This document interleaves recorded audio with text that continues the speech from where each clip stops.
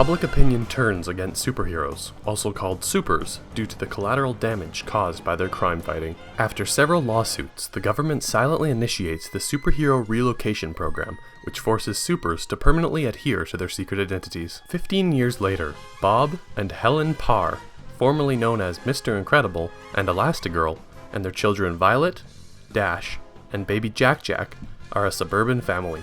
Bob dislikes the mundanity of suburbia and his white-collar job.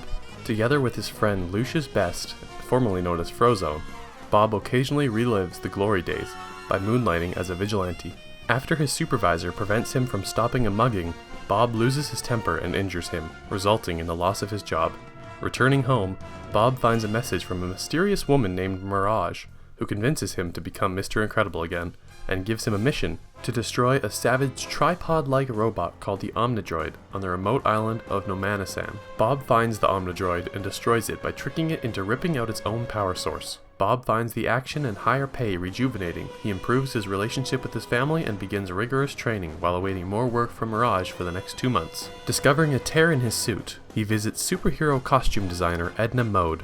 Mode, assuming that Helen knows what Bob is doing, makes new suits for the entire family. Leaving for Nomanisan once again, Bob discovers Mirage is working for Buddy Pine, a disaffected former fan whom Mr. Incredible had rejected as his sidekick. Having adopted the name Syndrome, he has been perfecting the Omnidroid by hiring different supers to fight it, adding new features on the occasion that a super wins. Now that it is capable of defeating Bob, Syndrome intends to send the machine to the city of Metroville.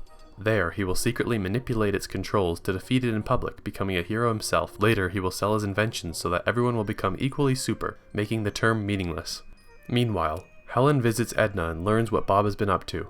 Edna activates a beacon she built into the suits so Helen can find Bob, inadvertently causing him to be discovered and captured. Helen borrows a private plane to head for Nomanisan, but Violet and Dash have stowed away wearing their own suits, leaving Jack Jack with the babysitter. Syndrome shoots down Helen's plane, but she and the children survive and reach the island. Helen infiltrates the base, discovering Syndrome's intentions to send the Omnidroid to Metroville in a rocket. Distraught by Syndrome's indifference when her life was threatened, Mirage releases Bob and informs him of his family's survival.